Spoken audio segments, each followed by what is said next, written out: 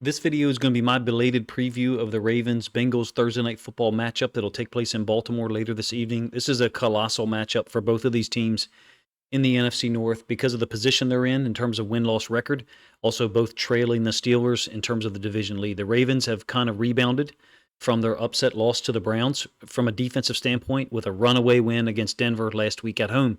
We get the Bengals at home tonight. Cincinnati's won 3 of 4 games, by the way, and they're trying to claw back to 5-5. They're 5-4 entering tonight's contest. They want to stay in contention for a late season run. There is a lot to say about their defense, Cincinnati's defense. They've been better at stopping or slowing down the run in the last 4 weeks. Now, the Eagles game is a big outlier. Saquon Barkley put up 108 yards on 22 or 23 carries. Jalen Hurts also had 3 rushing touchdowns. 37, 38 yards rushing overall. With Lamar not practicing much recently, presumably for rest purposes, can the run game for the Ravens get to 150 yards plus with Derrick Henry and Justice Hill alone? Or do we need some contribution from Lamar, which we didn't get last week against the Broncos? I think that number in the 140, 145, 150 range is a clear indicator for a win for the Ravens. It might require some contribution from Lamar to get there. As we saw last week against Denver, he didn't have any impact in the run game at all other than one scramble on a third down. Those are factors that – there's a lot of factors. You've got to avoid turnovers on offense. Cincinnati is only +1 for the year in terms of plus-minus turnover margin. Joe Burrow is having a fantastic year, 20 touchdowns to 4 interceptions. He lit us up the first game that's well-known, 392 yards, 5 touchdowns last time. We were very fortunate to get a win on the road in overtime. That is an element that I want to focus on here in this video. And that's the only element that I'm really going to cover because it's so late in the game to try to get this out. I wanted to have it out Thursday morning. From a coverage standpoint, have we undergone structural changes? Are there things we're doing less of, things we're doing more of? Have there been slight tweaks made? Is it different players being on the field? Eddie Jackson didn't play at all last week against the Broncos.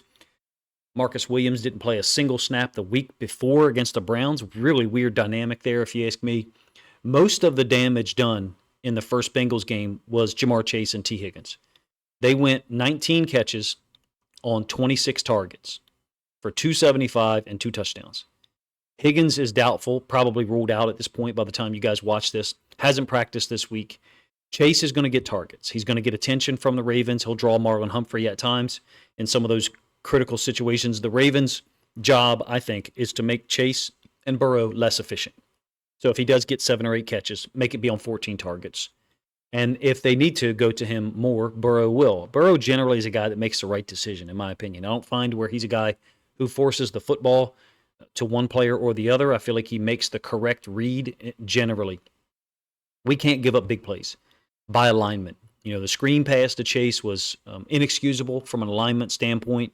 The space that we afforded them pre-snap and post-snap, in my opinion, in that big play by Chase in Week 5. He has 20 – now, since that game, Chase has 26 catches on 34 targets. Check this out. That's only 8.6 yards per catch and 6.7 yards per target against 4 different teams. Take it for what you will. I think if the Ravens do anything like that, those numbers I just quoted to you, holding Chase down – he could have 10 catches, but if it's only 6 yards per catch, that's a win for the Ravens, if you ask me, because to get to those 10 catches, my anticipation is it would take 14, 15 targets to get that accomplished. The rushing totals, have been limited significantly by Baltimore's defense against Cincinnati in the last year plus. Cincinnati's scoring 26.2 points per game, 7th in the league. But if you look at the way we have defended them in the last 4 contests, we have stopped or slowed down the run. I think Chase Brown and I think newly acquired, I think it's Khalil Herbert. I think those guys are a big factor here. Don't get me wrong, Iosivas or Yoshivas, however you say his name, had a big catch against Wiggins up the right sideline. T. Higgins had 9 catches for 83 yards, 2 touchdowns. It's a huge loss if he's not there, because if he's not there and we are able to slow down Chase, essentially limit his yards per catch, avoid the big play, and continue to slow down the run game, then I think that's a great formula for the Ravens. We'll get to the coverages here in a minute, but I want to talk about Chase Brown somewhat because he's been playing well recently, number one. Number 2, Herbert is possibly an upgrade for the guys that they already have there. Now, they did run for 130 yards last week. This should be a penalty on Ja'Marr Chase for moving forward at the snap, but it's not called. Chase Brown went 27 carries for 120 yards. If you look at the last 4 times these teams have played, the Ravens have only given up 81 rushing yards on average in those matchups. Now, one of those was the wildcard playoff matchup where Mike McDonald is the defensive coordinator. 2 regular season games in 2023, and then week 5. There is an outlier there. It's last year's rematch in Baltimore. The Bengals only rushed for 71 yards in week 5. If we're able to hold them around that 70 to 80 yard range, in my opinion, and limit Ja'Marr Chase, which means identify him in the slot, identify him in motion, and damn sure identify him when he's in the backfield. They, A, like to get him the ball out of the backfield, but B, also use him as a little bit of bait, putting him next to Burrow with another running back there.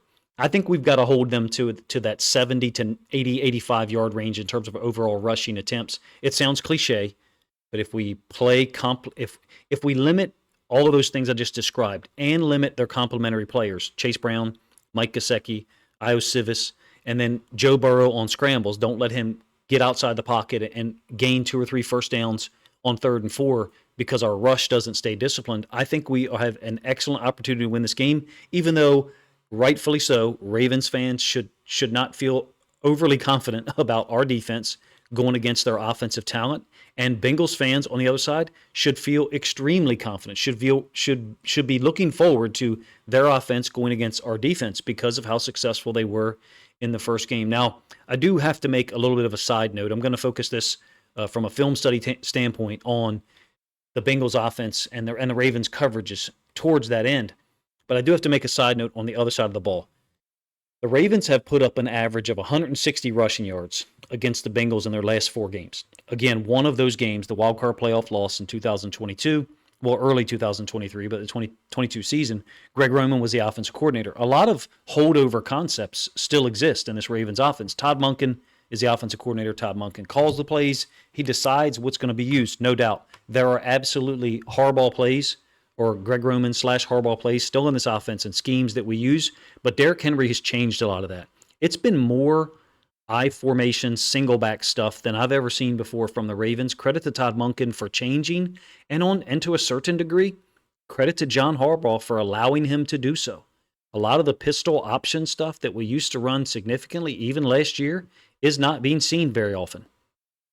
Henry had the 51-yard run in overtime against the Bengals in Week 5. That's going to kind of skew this data when I'm referring to us averaging 160 yards against the Bengals in the last 4 games. You got the same defensive coordinator, Lou Anarumo, still there. Otherwise, besides that 51-yard carry in overtime, where he almost scored, Geno Stone makes the tackle, we had 33 carries for 126 yards. And Lamar had 55 of that himself. I think we need some jet sweeps, screens, reverses to kind of loosen this defense up some, in my opinion. Again, I'm focusing on our defense here, but our rush game compared to our rushing output compared to their rushing output, I think is a huge factor. Based on what I just described, I think we've got to get somewhere in the 140 to 150 range organically. So meaning Lamar scrambling for a couple of first downs or on an option play or 2, along with what we generate in the 140 to 150 range, I think is a winning formula for this team. We almost have to outrush them by a 2-1 margin to win organically. And when I'm describing all of these things, I'm talking about no turnovers on either side. 0-0 in terms of turnovers. As soon as you add a turnover, independent on where the location is on the field, that dynamic changes, in my opinion, or my quote prediction ranges changes as well. We did sack Joe Burrow 3 times in the first game. And then he got sacked 4 times the ensuing week. And then the third week, or the second week after they played the Ravens, the Browns got him 3 times. Since then, he's only been sacked twice. There seems to be improved protection at times, and that probably isn't good news for Ravens fans because we are focused on, seemingly, our pass rush. By the way, I do have a little bit of a complaint about that, in my opinion. We're 5th in sacks right now. I think we have 27. I could be wrong there up on the number, but we are 5th in sacks. I do know that. We have more sacks than the Browns, Vikings, Chargers, and Packers. Now, you'll say, Coach, two of those teams have only played 8 games. Well, the Bills have played 9 games. They have 21 sacks. The Seahawks have played 9 games. They have 21. The Steelers, who have one of the top 2 or 3 defenses in the league in terms of points per game allowed, in 8 games, they have 19. So my complaint, and I do think it relates to pressure, isn't about the number of sacks and pressures we have.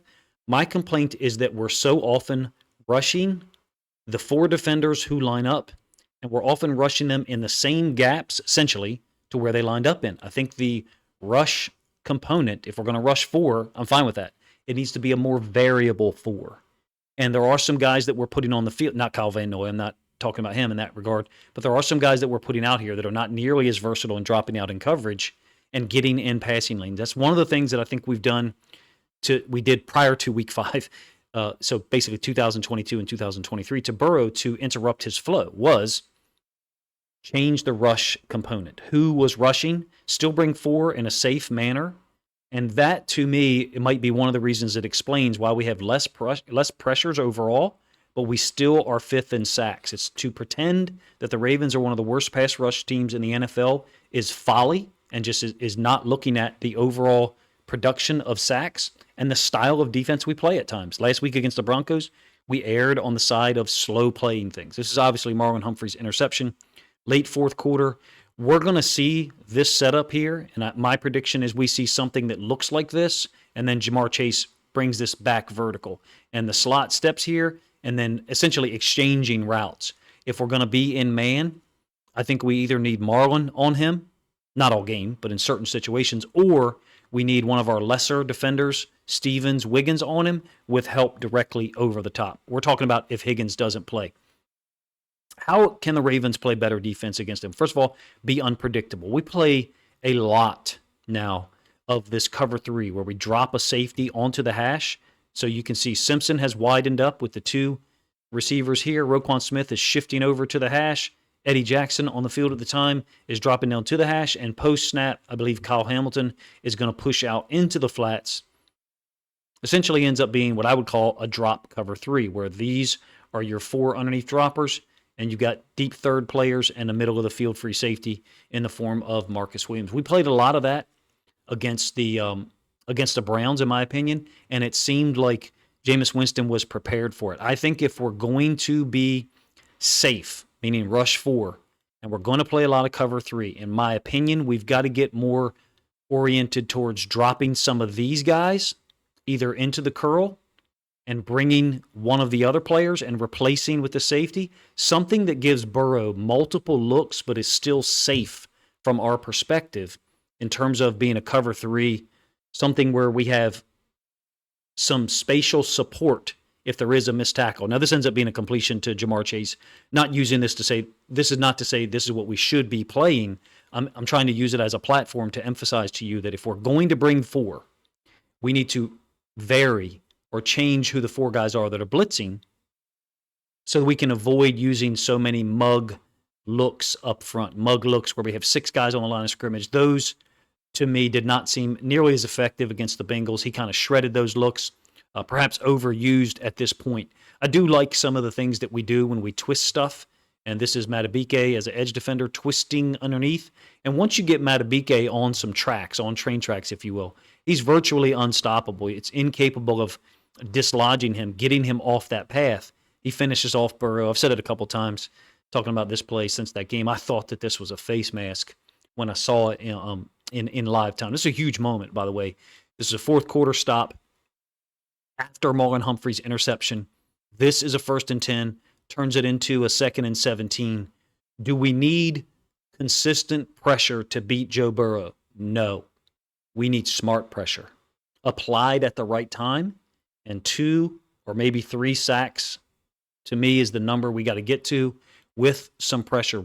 To act like we're going to get to him 4 or 5 times from a sack standpoint is just not operating in reality, in my opinion. I think we do have to fake pressure sometimes. This is 2nd and 17, the very next play after Matabike's sack. And I think we're matching this here from a release standpoint.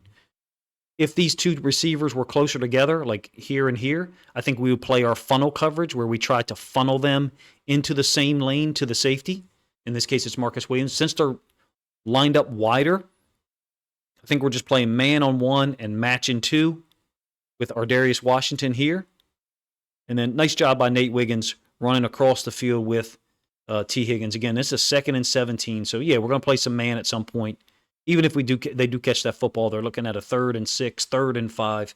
I'm not afraid to play man against these guys, particularly if T. Higgins doesn't go. 80, Iosivas, however you say his name, Irwin, 16, Gesicki, who's a huge target. Those guys are talented, don't get me wrong, and they do provide the Bengals what they need in terms of a threat, along with Jamar Chase and T. Higgins. They're less effective overall, in my opinion, when they're not used as that third receiver or that third receiving target in the case of tight end Mike Gesicki. Cover 3 stuff that we play a lot of, like I said a couple of plays ago. Here it is against the Browns. There's your 4 underneath droppers. Third corner, middle of the field, free safety. You can kind of see him off frame. But how do we do it? How do we get to it? We're dropping the safety down, and we're pushing the flat defender out. Kyle Hamilton gets great width and depth here. Look at his alignment. His foot's inside the hash.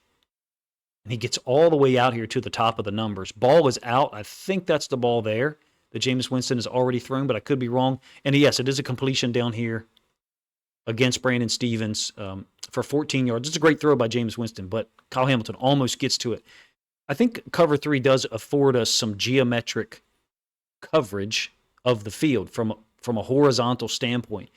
And it can be used properly against Joe Burrow. In fact, we played a lot of cover 3 against him in 2022 in the wild card game and the week before in the loss on the road in the regular season finale when Anthony Brown played quarterback. In recent weeks, I feel like the Ravens have been more off ball in terms of their alignment. You guys know, if you hear me talk about inside linebackers, I hate that phrase as it relates to them. But what I mean by off ball is less guys up here at the line of scrimmage threatening the blitz and then dropping out. I think it has helped Roquan Smith. I think it has helped him get into his pass drops in a more efficient manner. Now, this is man-free by us, and it's a 3rd down where Bo Nix actually beats or jukes Roquan Smith. I would like this scenario sometimes in man if Higgins doesn't play, but I think Roquan's got to press, particularly against Joe Burrow. He's not as athletic as Bo Nix, but he's underrated in my opinion from the manner in which he can escape pressure and then get out of there. Let's be honest. We are going to be rushing 4 most of the time if T. Higgins and Jamar Chase play. That's just a reality.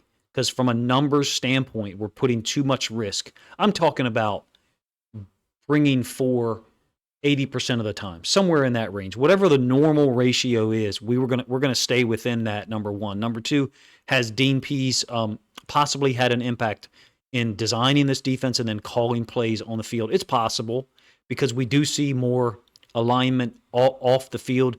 But we already played off the line of scrimmage. We already did play a lot of quarter, half, or what a lot of people refer to as cover 6 nowadays. We already played a lot of that. Here we've got man on 1, it's Wiggins, and then 2 being covered up by the safety. Here's your half field safety. Corner in the flats. I think it's Brandon Stevens up there.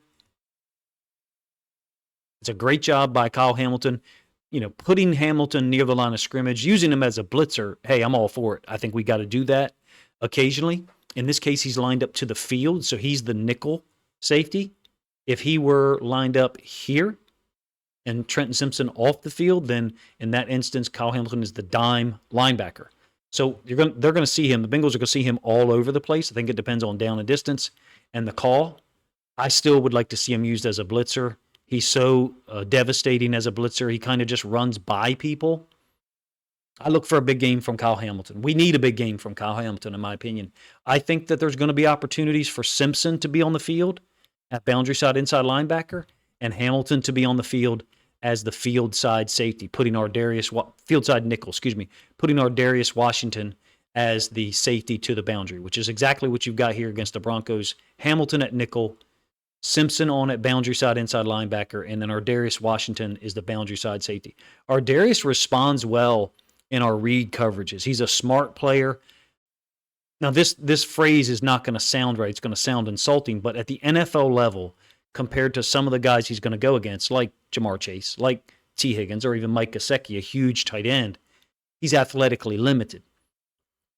to compare him to people outside of the NFL, particularly high-level starter calibers, like the guys I just mentioned, he's not athletically limited. He's in the top 1% of top 1% of the human race. But out on an NFL field, matched up against the guys that we're going to be matched up against, I do think there is some limitation there. I'm not saying he's a C-level player, but he's very smart, and that's one of the reasons why I think this might work with him being here instead of Eddie Jackson. Watch what he does on this inside release by, I think it's Humphrey, 84. Humphrey goes there, and the tight end runs a seam. We are basically matching that with Wiggins. It's a read. I mean, people call it match now. It's just reading. It's just pattern reading. It's been around forever. But because the number one receiver went underneath, Ardarius not only pushed it, released it, and moved to the field, he's also making a call to Marcus Williams. I think he's telling Marcus Williams, hey, you can push to the field. I'll handle this. I could be wrong. There's definitely multiple reasons or rationales why he could be communicating, but watch these guys after the snap. And, whatever they're saying to each other, my suspicion is Ardarius is saying, hey, I pushed to the field, so you can go on ahead and push to number one. I might be wrong with my interpretation of their interaction there. Feel free to let me know what you think in the comment section. Basically, I think we might be smarter with Ardarius Washington on the field, whether we're in nickel or dime, playing a half-field safety role with Marcus Williams on the other side. Hopefully, I said that in a way that makes sense. Look, are we going to get these opportunities we've had to catch interceptions against Joe Burrow? They'll be few and far between. There won't be 3 or 4 like we had against the Browns and Jameis Winston. Yes, it's true. If we catch the ball against that guy, then we're sitting here still with 2 losses, one of the hottest teams in the NFL because they were able to get points out of some of these interceptions. And so I'm using this, to be honest with you, this play to kind of compare it to the previous one. So 2, in this case, the tight end, goes underneath. Remember Ardarius's response? We're in a different coverage here, by the way. Remember Ardarius's response? He pushed to the field to handle something else. Him and Marcus Williams communicated post-snap, whatever they talked about, we don't know. Well, Ardarius is actually on the field here, so it makes it a little bit problematic for me to explain this. He's jumping the route from the other side of the field. I'm trying to draw a comparison to Eddie Jackson's reaction to 2 disappearing and him getting here a little bit later than I think Ardarius Washington would have if you switch them pre-snap. Forgive me if my explanation here has been poor. Basically, I'm saying if Ardarius Washington is here and he releases 2 to the other safety, who again happens to be Ardarius Washington, I think that he's going to get to this deeper concept from the other side quicker than Eddie Jackson is there. So not only do I think he looks smarter, faster recognition, I think he actually looks faster from an agility and burst standpoint as well. Doesn't make up for the drop, doesn't explain the drop. It's my thoughts on Ardarius Washington versus Eddie Jackson. Putting it in the most delicate way, I think he reacts quicker. I think he reacts more consistently and better. And I think he also is actually faster. Now, in terms of how we played last week, were we in softer coverages at times? Yes. But there are still times, I count 4, maybe 5, where guys on the first or second level of the defense are being more physical with receivers and or tight ends. As you know, if you've been watching my content, Marlon Humphrey, in my opinion, has been the most physical DB, and in some ways is the most physical defensive player for us pretty much the entire season, especially dealing with receivers on the outside. Sometimes he borders between, quote, being physical or handsy and or potentially being called for penalties. I'm still down with it. I still like it because it's at least disrupting the receiver's release and flow, and we are challenging ground. We're not just ceding ground from a receiver standpoint. Think back to week 1 against the Chiefs. We talked about how many free releases there were. It wasn't just me. I know many other guys talked about it in their content as well. Free releases, running down the field and getting into the routes, getting on top of the safeties sooner. I'm going to try to relate this back to my last point against Ardarius. If we can slow up receivers' releases at all and tight ends into the boundary, I think we cause problems for a timing-based passing attack that Joe Burrow relies on. I would look for us to be in more zone tonight. And then man at a time and place of our choosing, again, depending on the matchup. As I record this around 11 a.m., I don't know if T. Higgins has been ruled out. If he has, then take it with a grain of salt. But if he is out on the field, look for man even less, except for certain high leverage situations. Last week, definitely in softer coverages, number one and number two. I've talked about this play a couple of times. It's very small, and you may say, Coach, I don't think this is a large detail as you're presenting it. Jamming anyone up disrupts the read and disrupts the entirety of the route concept. And that's one of the reasons I'm a huge advocate for it. I'm not talking about Brandon Stevens here being physical with the number one receiver. He actually is here. But it, to me, offers us a better quality of coverage against any team, but particularly teams that, in this case, with Higgins possibly being out, have one singular threat as a downfield passing threat, Jamar Chase. And if we can jam or impede or slow up other guys, I think we should do it. I think we should be more physical with their receivers and tight ends early in the game when they're lined up in a compressed manner. Let's say in this particular formation that this is Chase and we got Humphrey on him. Yep, it's a one-on-one, and Chase could win some of those matchups against Marwin. He certainly has in the past. If we've got compressed alignments up here, I'm a huge fan of making contact with these guys.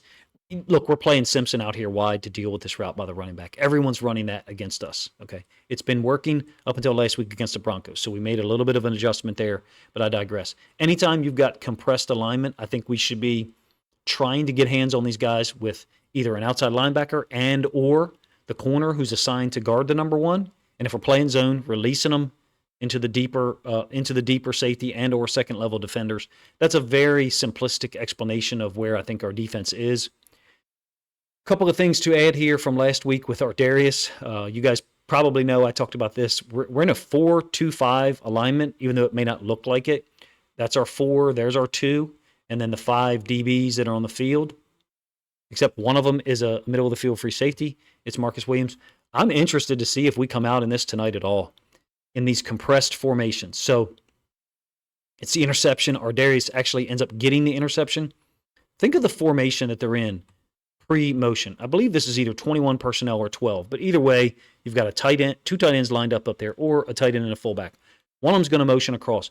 We should be down here with the nickel or whoever. I think Hamilton's the nickel here. We've dropped the second safety, which should be the boundary side safety, down, I think, in response to the fact that you've got 2 tight ends up here to the top side. Really cool adjustment, if you ask me. I'm a little familiar with it. We did this in high school probably 3 separate times in certain game situations where we felt like we were out-athleted to a certain degree. We wanted to get an athlete here who could, flow and get to the point of attack on either side, so we didn't want him on this side, and a team could theoretically run away from him. We felt like we were having trouble tackling the running back with our inside linebackers just from a pure athlete standpoint.